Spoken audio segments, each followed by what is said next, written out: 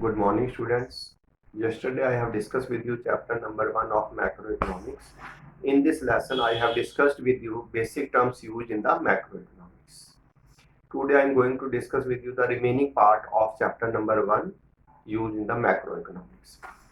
Yesterday I have discussed with some basic terms like the meaning of goods, consumer goods. This lesson starts from the meaning of goods. Then I have discussed with you the types of and nature of goods. As far as types of the goods are concerned, basically goods are divided into the four parts.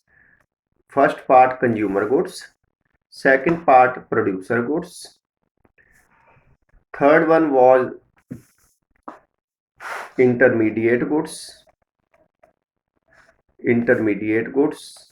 and fourth one was the final goods. Now, second part is the important part of this lesson. Consumer goods are simply those goods which satisfy the wants of the consumers directly. Producer goods are those goods which is used by a producer during the production process. These are those goods which a producer uses for making the other goods. As far as the producer goods are concerned, we must learn one more concept that is known as the capital goods. Now, yesterday I have discussed with you the difference between capital goods and producer goods. Capital goods are fixed assets of the producer, whereas producer goods are not the fixed assets of the producers. Producer goods are generally used one time during the production process, whereas capital goods are used by the producer for a long period of time. Third type are intermediate goods. These goods are those goods which is used to make the final goods. These goods are inside of production boundary and not included in the national income. And the fourth type was final goods. These are those goods which cross production boundary. These are ready for the consumption purpose or investment purpose, and these goods are included in the national income. Today I am going to discuss the second part of this lesson, remaining part of this lesson, which starts from the meaning of depreciation, capital loss, and obsolescence.